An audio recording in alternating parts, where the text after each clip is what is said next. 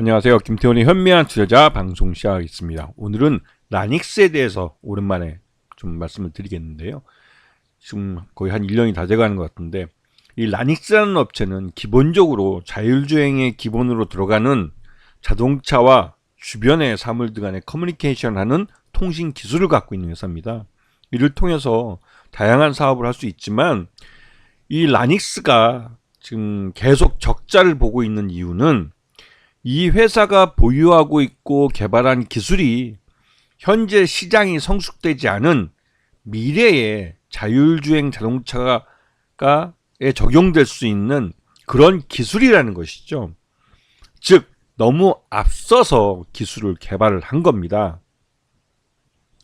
시장이 그렇게 성숙되지 않고 이제 싹을 트고 있는데 기술을 먼저 개발을 해서 이 기술을 적용하려니 시장이 없는 것이죠. 그래서 지금 이 라닉스가 개발한 V2X라는 그런 기술들은 기본적으로 자동차 보안 쪽이나 이런 적용되겠지만, 자동차 보안도 자율주행이나 말 그대로 이 자율주행 기술이 고도화됐을 때에만 적용될 수 있는 기술이기 때문에 지금 현재로서는 시장이 그렇게 크다고 할 수 없는 그런 기술이기도 합니다. 그러다 보니 라닉스의 매출 외형이나 수익성은 아직까지 시장의 기대에 미치지 못하는 수준에 머물러 있죠. 지금 주요 제품 보면 이 라닉스는 기본적으로 그냥 팹리스 업체라고 보시면 됩니다. 이런 반도체 칩에 이 자율주행 자동차의 기술인 V2X 기술을 포팅을 해서 그 칩을 파는 거죠. 그래서 주요 고객으로 현대차나 GM, 또 기아차도 있고 BMW나 해외 업체들도 있고요. 다양한 업체들이 있지만 아직까지는 하이엔드 제품의 고가의 차량에나 일부 적용이 될 수 있는 그런 기술일 뿐이지 이 자동차 시장의 주류를 이루기에는 아직 좀 먼 그런 상황이죠.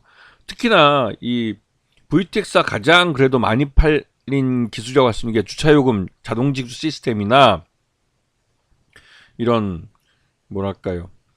우리가 이제 고속도로 같은데 게이트를 통과할 때, 톨게이트 통과할 때 요금 징수 시스템, 이런데 이제 서로 자동차와 이 징수 시스템 간의 커뮤니케이션하는 이런 때 적용될 수 있는 제한된 시장을 갖고 있을 뿐이죠.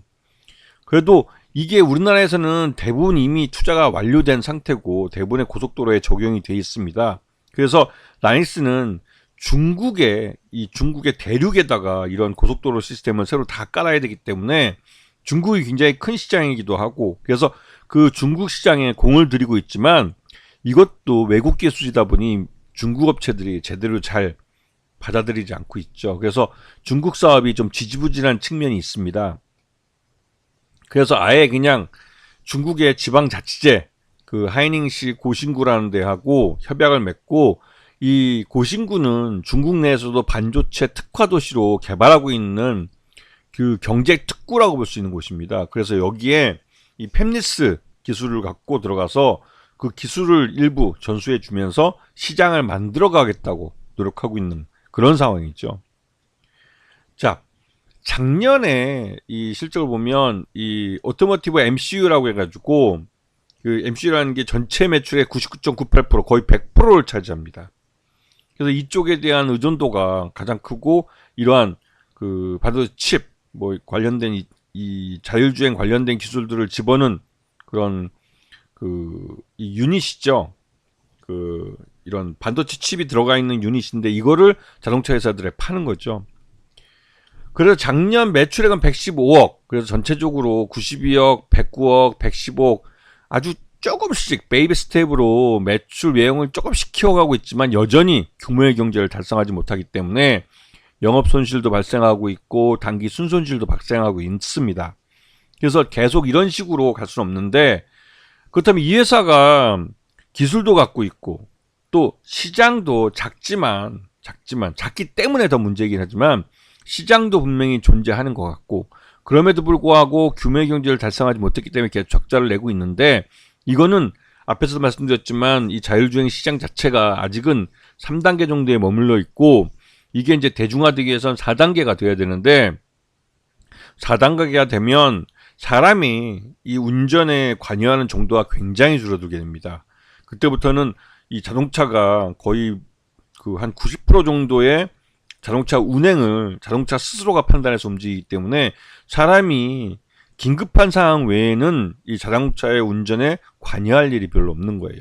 그 정도 단계가 돼야 이 그 라닉스의 이런 V2X 기술이 제대로 팔릴 수 있고, 또 그렇게 해야 거기에 자동차 보안이라는 개념까지 들어가서 확실히 수익을 낼 수 있는 시장 환경으로 바뀌게 되는 겁니다. 지금 현재 최저주는 지금 특수환경 포함해서 27.15%로 30%보다 좀 떨어지고 있죠. 왜냐면 계속 앞에서 보였지만 영업 손실 나고 단기 순 손실 나고 있기 때문에 계속 증자를 통해서 이 외부 자금을 수혈 받아야만 됐기 때문이었습니다. 그래서 굉장히 좀 어려운 상황이긴 한데요. 그 최근 들어서 지금 작년 하반기에 이 현대차가 이 시중, 그러니까 시내에서 80km 속도로 3단계 자율주행을 상용화하겠다 했다가 실패했습니다. 이게 기술적인 문제인지 하여튼 회사 쪽에서는 그 연기를 하겠다고, 적용을 하고 연기를 하겠다고 그러는데, 이게 상용화이기 때문에 굉장히 더 어려운 것이죠. 그래서 이게 그 올해로 돌아왔는데, 현대차에서는 아직까지 구체적으로 가타부터 말이 없지만 현대 모비스가 4단계 자율주행을 하겠다고 해서 시범 운행을 지금 인천에서, 송도에서 진행하고 있죠. 그렇게 되면서 이 4단계 자율주행을 한다는 건 그 현대차 그룹이 이 일본 도요다를 거의 따라잡았다는 의미이기도 합니다. 작년 하반기 때 그 시내에서 80km의 속도로 3단계 자율주행을 그 상용차에 아예 적용하겠다, 고가차부터 이제 상용화하겠다라고 했던 게 연기되면서 많이 그 실망감을 줬는데, 그 현대 모비스가 그 4단계 자율주행을 이 시범 사업을 하겠다고 했을 때, 이거는 이제 말 그대로 이제 그 이 일본 도요다를 거의 현대차가 따라잡았다는 의미로 이해되기 때문에 시장에서는 환호를 질렀고, 특히 라닉스 같은 경우는 자신들의 VTX 기술이 본격적으로 시장에서 개화할 수 있는 4단계 자율주행이 이제 시작됐다는, 또 이 현대모비스가 이 4단계 자율주행을 실시하면서 약 한 20여 개의 그러니까 벤처 스타트업들과 함께 연구를 시작했고, 또 이제 각종 대학과 연구소들과 같이 연구를 협업을 하면서 여기서 개발된 기술과 또 이런 시범 사업을 통해 얻게 된 소프트웨어의 빅데이터들을 이용해서 조기에 4단계를 진출할 수, 4단계로 넘어갈 수 있도록 그 지원을 해주겠다고, 큰 폭의 이제 지원을 해주겠다고 현대 모비스 자체가 밝히고 있습니다. 이 부분은 이런 여기 연구에 참여했던 스타트업뿐만 아니라 이런 4단계, 그러니까 자율주행 기술을 하고 있는 벤처기업들에게는 대기업이 제대로 본격적으로 투자를 해서 시장을 늘려주겠다는 것이기 때문에 굉장히 의미 있게 들리는 얘기이기도 하죠. 자, 그 작년 같은 경우 이런 그 그러니까 자금이 부족한 부분 때문에도 2023년 8월 8일 날 그 이런 신주 인수권부 사채를 발행하기로 하고 약 한 80억 정도를 시장에서 조달을 했습니다. 그리고 이 그 신주 인수권부 사채는 1년 후부터 이제 행사가 가능한 걸로 알고 있는데요.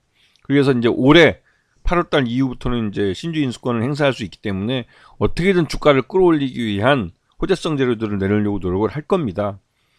왜냐면 지금 현재 아까도 보였겠지만 영업 손실과 단기 순손실이 계속 발생하고 있기 때문에 외부 투자금을 유입시키지 못하면 그 계속 기업 가치를 갖기 어려운 상황이기 때문에 이렇게 이제 그 외부 자금을 수요를 받게 되는 것이죠. 그러면 계속 그 최대주 지분뿐만 아니라 일반 기존의 시장을 통해서 주식을 산 투자자들은 그 주당 가치를 희석당하게 되는 것이죠. 이런 부분이 이 라닉스가 작년 하반기부터 해서 주가가 계속 흘러내린 가장 중요한 이유이기도 합니다.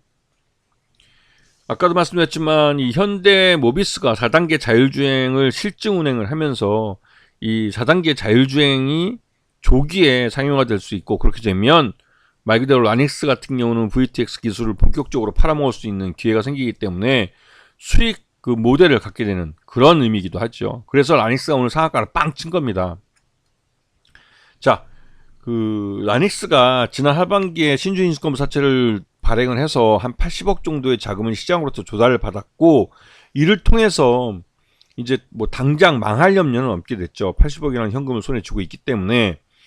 그렇지만 뭐 이 회사가 갖고 있는 뭐 연초 들어와서 이제 주총 때 주가가 폭락한 것도 보시면 아시겠지만 실적이 계속 적자가 이어지고 있기 때문에 이러한 우려 때문에도 라넥스의 주가는 그 시장에서 굉장히 많이 저평가돼 버린 것이죠. 그런데 이게 이제 현대모비스가 4단계 자율주행 시범 운행을 하게 되면 말 그대로 이 라넥스가 보유하고 있는 V2X 기술이 본격적으로 상업화될 수 있는 그 시기가 한 발 더 다가왔다는 기대감 때문에 이 시장 내에서 기다리고 있던 투자자들이 저가면서 한꺼번에 몰려버린 겁니다.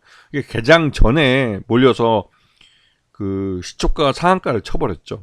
그만큼 라닉스에 대해서는 자율주행 관련된 이 기술이 주가에 아주 민감하게 작용하는 그런 요인으로 거론되고 있습니다. 그렇기 때문에 라닉스 같은 경우는 현대모비스가 얼마나 빨리 이 4단계 자율주행에 대한 빅데이터를 모으고 이를 갖고 이 4단계 자율주행으로서의 이 상업화를 얼마나 빨리 가능하게 하느냐, 그리고 고전에 이제 현대차가 3단계 자율주행 자동차를 상용화하는 게 먼저 될 가능성이 큰데요. 그러한 그 자율주행에 대한 사업화 얘기가 나오면 나올수록 라닉스는 그에 대해서 오늘과 같이 이렇게 주가가 민감하게 움직일 가능성이 커요. 이러한 부분을 잘 봐두시면 지금 자율주행 관련주들이 왜 오늘 강하게 움직였는지 그 이유를 알고 매매를 하실 수도 있을 겁니다. 오늘같이 이렇게 뭐 개장 초부터 상한가를 빵 쳐버리면 투자할 기회가 없죠. 솔직히 어저께까지만 해도 이 현대모비스가 이러한 실증 사업을 벌이고는 있다고 할지라도 이게 오늘 대대적으로 이제 보도 자료가 돌려지고 시장에서 이슈화되면서 관련 뉴스와의 이런 호재성 재료로서의 의미를 평가해 볼 때 라닉스가 주가가 가장 많이 하락해 있기도 하고, 또 그러면서도 작년에 80억이라는 돈을 신주인수권 자체를 동원해서 그러니까 발행을 해서 자금을 모아놨기 때문에 그런 부분 때문에도 이 라닉스는 주총 때 관리 종목으로 지정되지 않고 하는 것 때문에도 영업 손실과 단기 순손익에 불구하고 이런 면에서 안도하는 마음도 있었던 것으로 보입니다. 그래서 항상 12월 결산법인들은 이 3월달 지나서 이제 4월달 3월장을 조심하셔야 되고, 왜냐면 감사보고서 제출 시즌이기도 하고 또 이게 이제 주총 시즌이기도 하기 때문에 이 감사보고서가 잘못되거나 아니면 주총에서의 이런 관리 종목 지정이나 이런 부분이 이슈가 돼버리면 주가가 더 하락할 수도 있죠. 근데 라닉스는 실적이 워낙 나빴기 때문에 그 나쁜 것 때문에 주가가 급락한 측면이 있어요. 하지만 뭐 감사보고서 다 적정하게 냈고 또 관리 종목도 지정이 되지 않았기 때문에 일종의 안도랠리에 안도감을 갖고 있는 주가 저가 매수세가 유입되기도 하고, 지난번에 급락을 했던 부분을 한꺼번에 갭상승으로 메꿔버린 그런 의미도 있습니다. 그래서 이런 종목 솔직히 말해서 들어가기 어렵죠. 하지만 라닉스는 장기적으로 오늘 점상을 했기 때문에 이 갭 때문에 갭을 메꾸기 위한 하락이 나타날 수 있습니다. 그 하락이 나타나고 그 사이에 이 현대모비스나 현대차의 이 자율주행에 대한 그런 뉴스가 나오면 이제 이 갭을 메꾸고 나서는 어느 정도 다시 반등세로 돌아설 가능성이 큰 거죠. 자율주행은 이제 우리 주변에 우리 실생활에 들어오는, 즉 공상과학 영화 속에 등장하는 기술이 아니라 우리 실생활에 상업화가 될 수 있는 기술이 돼가고 있다는 것을 인식을 하셔야 되는 겁니다. 아시겠죠? 자, 오늘 방송 여기서 마치겠습니다. 감사합니다.